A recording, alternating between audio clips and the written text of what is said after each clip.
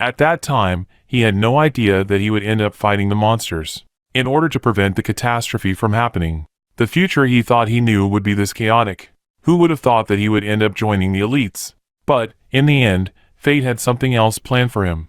Originally, he was supposed to be a third-rate, worthless nobody, just a stepping stone for the main hero. But as a third-rate character, he has his own unique third-rate way of fighting. A third-rate villain way of fighting. And that way is impossible for the protagonist. To reach the end of the story, he must survive no matter what. This is Ed Roth Taylor. He was kicked out of the academy dorm and disowned. His life was over in an instant.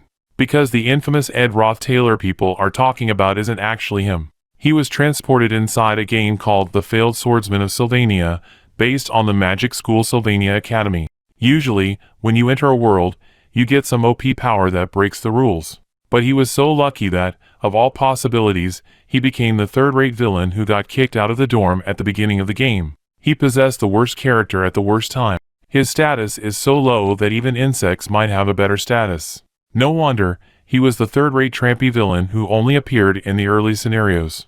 And his life ended as a beggar. He was lucky to survive, even as a beggar. But Ed has no plan to end up like that. The academy is as big as a city, with mountains and rivers. Since he was kicked out of the dorm, he went into the mountains. And he plans to survive.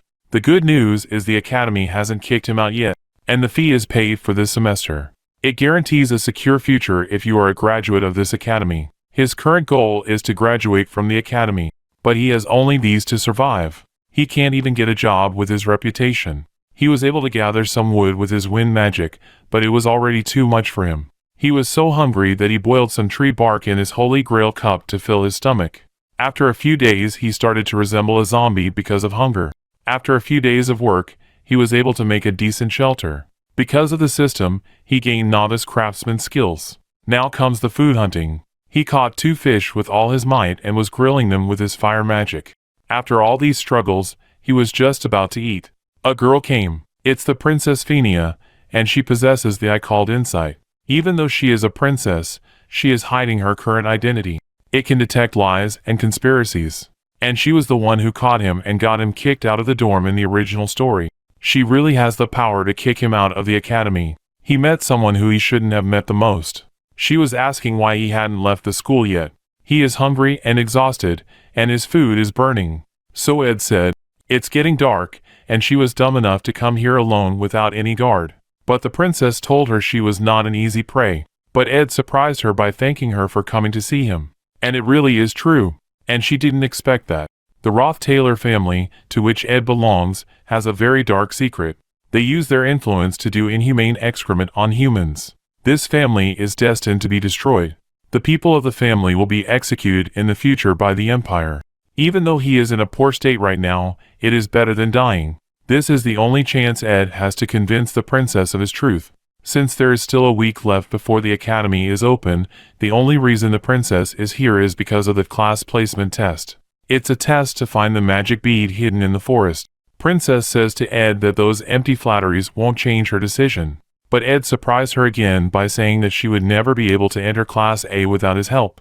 And if he is lying, she can expel him. Since Ed already knew the story, he gave her the location. And she really found the magic bead there. And now she is having mixed feelings about the situation. Because the Ed she knew just a few days ago was a liar. A few days later, the academy opened, and only 3 people found the bead. The first is Zix, the second is Lortel, and the last one is the one standing over there. In the future, she will be called the Princess of Love, not because of her skill but because she faced the alluring class placement test. But if the situation becomes different because of her being in the class, everything will change, and Ed will not have any information. So Ed made a smart move by saying that she would not be able to enter Class A without him. And it was true because that was how it was in the original story. Since she really found the bead and it was true, it filled her with pride because she wanted to prove herself. Ed ran like Usain Bolt since he lived very far and barely managed to get in time. Our boy is elegantly eating his meal. And probably would win a competition since it was a real meal since he was kicked out. Even though everyone is talking about this, somehow they notice the change in him. And saying that he feels somewhat different than before. Today is the first day of school, but Ed almost got himself expelled. Because Phinia told the dean about Ed. but it seems nothing bad has happened yet. He returned to the forest and started hunting for food using a bow. Something unexpected caught his eye. A girl is reading a book under a tree deep in the mountains. This is Janica Faylover, second year, class topper, and genius spirit sorcerer. And she heard a lot about him from his sprite Marilda, one of the high-ranking sprite master. She has a very friendly and cheerful personality. So she keeps talking about herself, and the entire forest is her spirit Marilda's territory. And Maria can knows everything that is happening in the forest. Ed was just looking at the rabbit and thinking about his actions from his point of view. And he did kind of kill lots of rabbits. But she assured him that Marilda doesn't mind small staff because all animals need to eat, and this is how natural order works. So Ed is a little bit relieved that the huge wild wolf has a tender heart. Hearing the compliment about his spirit also touched her a little bit. She showed him a little sprite and asked him if he would like to touch it. But Ed bluntly refuses, saying that he can't even see the spirit. She is surprised because of Ed's replay. Ed said all those things because if he interacts with her too much it will change the story. Only by following the original story he will have the informational advantage. Janica is someone who has a vital role in the original story, so he must never get close to her. Janica was surprised because how did he know that Marilda is a big wolf spirit? She became more interested in him. This is where Ed lives, and this is where the academy is. Just by coming to school, his status increased. And a shadow figure is following him. Bro became a real caveman. He is writing on a stone slab with a burning stick. He borrows books from the library. He washes his clothes every day and hopes that they will dry by the next morning. But that's not the end. He has to check if he has enough food, firewood, and drinking water. He gets only 4 hours of sleep. Ed finally called her, asking how long she planned to keep following him. She is totally surprised that Ed knew all this time she was following. Ed burst out and said, "Why does she keep following him? He is the infamous Ed Roth Taylor, the worst hooligan." With a dazzling smile, she said, "That's other people's opinion about you, and I don't even know you yet." Ed is taken aback by her open-minded response. Knowing what's in store for her future, he can't really see the smile. That's because she is the final boss of Act 1, and she is the only one who smiles at Ed, who is supposed to be a scumbag villain. Ed didn't want to tell her this, but he had no other choice. And Ed asked for some money from her, and the shock turned her into stone. He is not feeling very good. He had to swallow his pride and ask for money, just to get rid of her, so that he can survive. As soon as he goes near his shelter, another disaster is waiting for him. The rare genius and most powerful character of the failed swordsman of Sylvania, Lucy Merrill, was sleeping peacefully. As soon as she woke up, she told him that the giant wolf over there kept talking to Ed. It was asking him to save Janica at any cost. Lucy had only been to the camp for 2 days. At that time, Ed had no idea how this would affect the entire future. The academy competition is very near. Everyone will fight there, including all the main characters in the stories. And his only hope is that nothing will change. He already knows the results. The winner of the competition is the protagonist. Janica is showing him the list of competitors.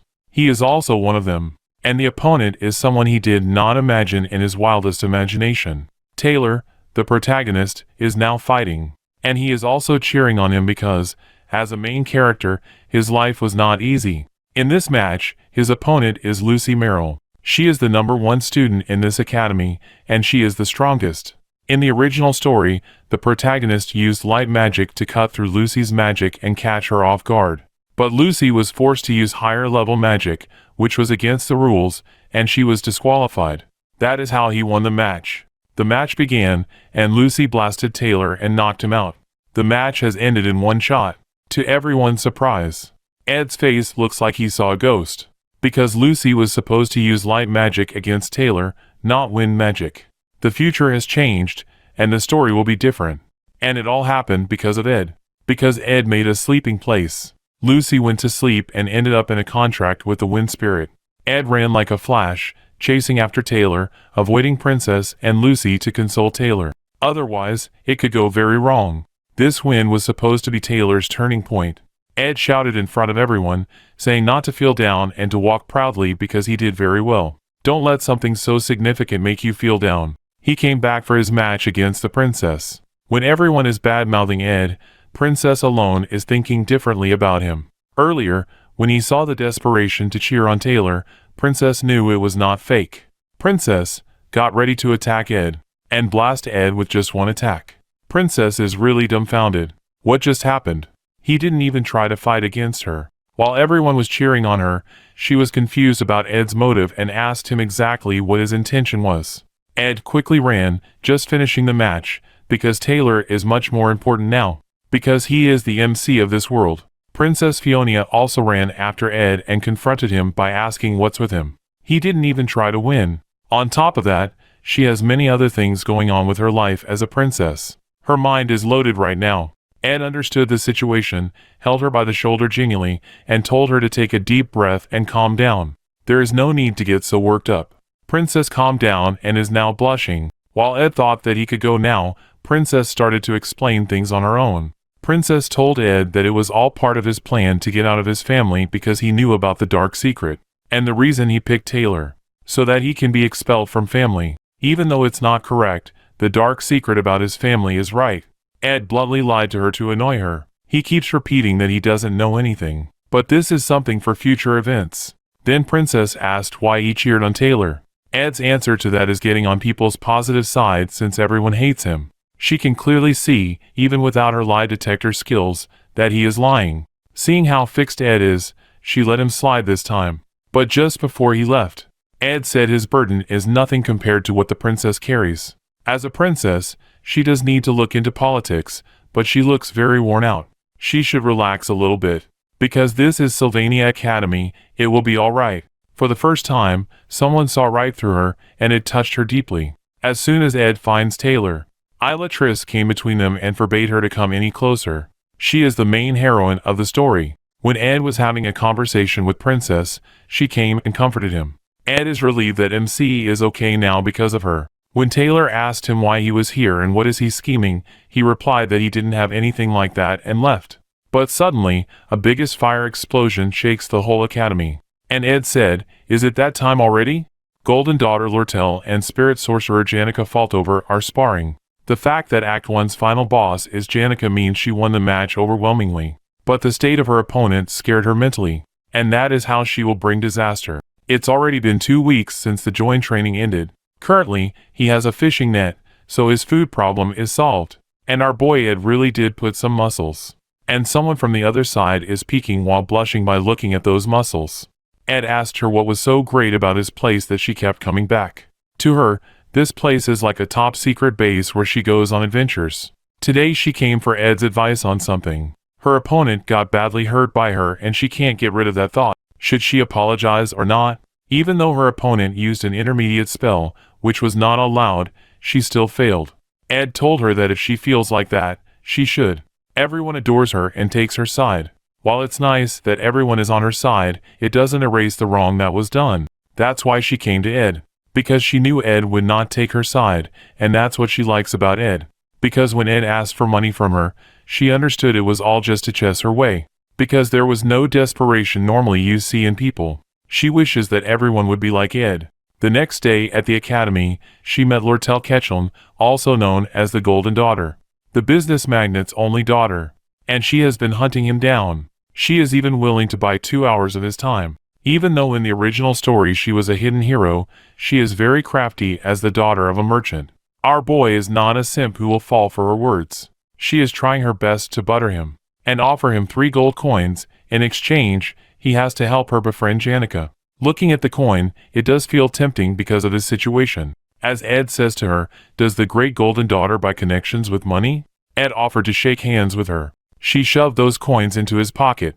For people who have been wealthy all their lives, a moment of poverty can change their morality for a single gold coin. And it's easier to buy people in a desperate situation. Our boy Ed returned her gold coin and left. And that increased her interest in him even more. On that night, Lortel met Janica. Lortel apologizes to her for using a forbidden spell against her during the match. Janica noticed that the wounds hadn't healed yet.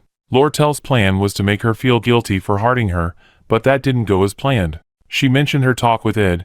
She said she is the spirit master after all and she knows everything. She indirectly told her she did a very good job trying to buy Ed, but on the other hand, Ed's response was a bit more moving to her. While she was leaving, she mentioned as a high-ranking spirit master she has lots of work to do. And lots of people expect great things from her, so she needs to do even better. and she apologizes to her for getting hurt and prays for her well-being. Janika's smug and edgy side Lortel did not see that coming at all. The cheerful Janika is slowly getting devoured by her anxiety because of everyone's expectations. This is Belle Maya, the maid who kicked him out, is one of the elite maids in charge of taking care of everything in the academy. She came here to see him because Janika talks a lot about him. She is somewhat glad that he has turned a new leaf. She told him that he can be as smug as he wants since she was the one who kicked him, and he is also not in the dorm right now. But he surprised her by thanking her for working very hard. And the reason for his flattery is what's inside her basket. He got plenty of meat and fish. After finishing his meal, he is having tea. His magic status has increased, and he is enjoying his moment right now. But that didn't last long. Lucy dropped from the sky like a shooting star.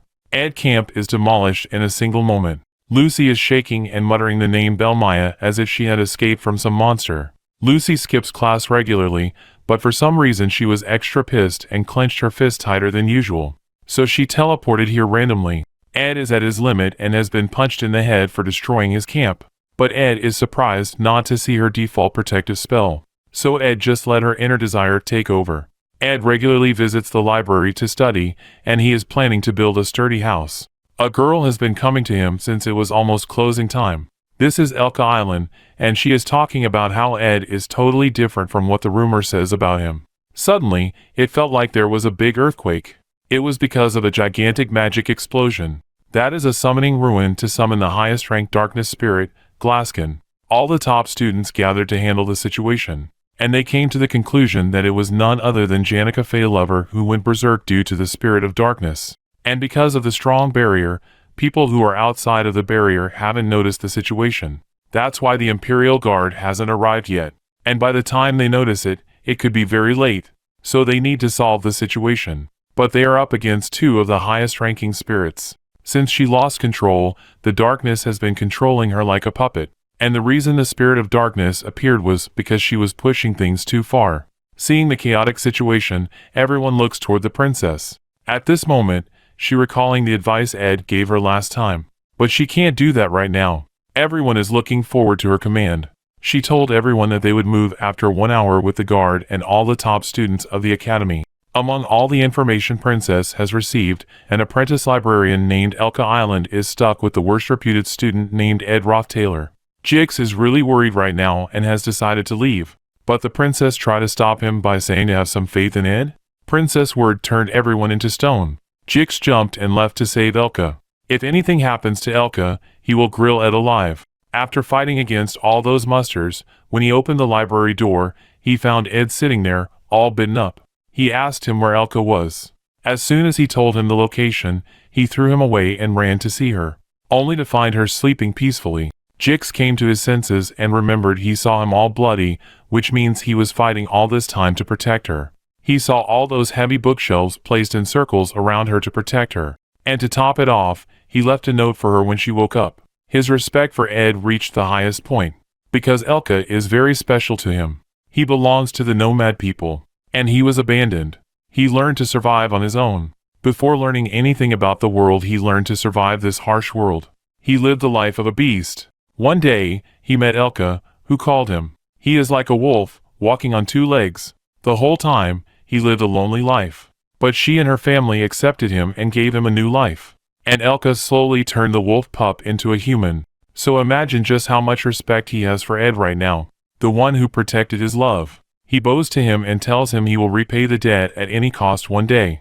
Ed told him to return to the center and help Taylor, since he has already confirmed Elka's safety. Jix asks why he thinks of him so highly even though he doesn't talk to him. Ed replied that it's not like that, it's just that Taylor's elemental slash is the only skill that can hurt the high-ranking spirit. Jix took his leave. Ed suddenly realized something. Because of him, the future has changed. Tyler was supposed to learn elemental attack from Jix, and they became friends. But did not happen. And none of them can deal any damage to the fire spirit named Tarkan. And the future is totally falling apart. Jix has returned and apologized to them, and they look really beat up. Their first attempt failed completely. Princess looks like clueless and really don't know what to do right now. At that critical moment he showed up. He started to explain the strategy by dividing the team in 2, and he will take charge of one side. From now on, He will intervene in the storyline. Everyone was shocked to see him. Clebius was about to speak up, but Jake stopped him. They have to throw out the fire spirit that Janica summoned and deal with the spirit of darkness after. Since the fire spirit is so strong, it takes no damage. The only way is to distract him with one team, and the other team will go and face the spirit of darkness. They told Ed, what if the luring group failed and the fighting group ended up facing both? This is a big risk. Ed told her you can only choose an option when you have one. Right now, their priority is to take down Janica, and their main concern is who is going to be in the luring group. As always, Hiro-sama showed his hand first, but thankfully Ed shot him down, saying he needed to be in the second group to fight that monster. Ed picked Clebius and Lortel for the luring team. Even though Ed is assuring them that there is a way to deal with the fire spirit without getting killed, they are panicking. That's when the princess steps forward and helps Ed by accepting his plan and ordering them to go with him. Both parties are heading for their fights. The Ed team is right in front of the fire spirit. Ed gave Clebius some talk no jutsu to pump his confidence. Seeing Ed's confidence, talk no jutsu worked perfectly on Clebius. Soon, the fire spirit gets ready to attack, and Clebius looks back and sees no one. This is my friend, you use scapegoat. Even the fire spirit feels sorry for him. Okay, it's resumed again. A few moments ago, as soon as Clebius entered, Ed told Torel to go stand near the position he described, and her role would be very important. She mentioned that was this his plan from the very beginning to sacrifice Clebius. Ed corrected her by saying that, despite how he looks, he is one of the top students. Only if he had a little bit more courage he might have been able to do it alone. Clebius came out of the room and Tordel fired her ice magic at full force, but the fire spirit broke through that. Ed knew this would happen, that's why he prepared another plan with his poach. He ran to find someone and kicked the door, only to see Lucy sleeping peacefully. She was sleeping because she was recovering her magic power, and the reason is that she was bitten by the maid. He lifted her like a bazooka and shoved her all the beef jerky, and he threw her with all might. At that same time the second team came and saw Janica is being controlled by the spirit of darkness. Just as fire spirit was about to shoot them, she came in the middle, and one of her strongest attacks hit the fire spirit. Divine punishment. And the fire spirit looks like a perfectly roasted spring onion. Our boy Ed is a true gamer. He activated his Super Saiyan ultrasonic mood and ran for the last hit. Ed came only to see Lucy sleeping again, Clebius playing dodgeball with a roasted fire spirit, and Torel is almost out of magic. Ed told her that he would take responsibility for the last shot, as her magic is not good for piercing. Tordel is surprised by Ed's words, but told that it is not just a blind gamble. Ed says that the price of one's life is not cheap at all, rather, this is an investment. Tordel smiled and activated her magic. Since Ed is ready to put his life on the line for her, she will also put her life on the line as well. Ed ran toward the fire spirit, preparing the wind magic. But a gigantic hand showed up in the sky. It's the hand of the darkness spirit. This view could distract everyone, but Tordel perfectly hit the fire spirit at this precious moment to create a path for Ed to attack. Ed used all of his reminding power to cast the wind blade and slice the throat of the high-ranking fire spirit. At the same time, Taylor also gives the finishing blow to the spirit of darkness, making the impossible possible as the protagonist of the story. The barrier is finally released, and it's over.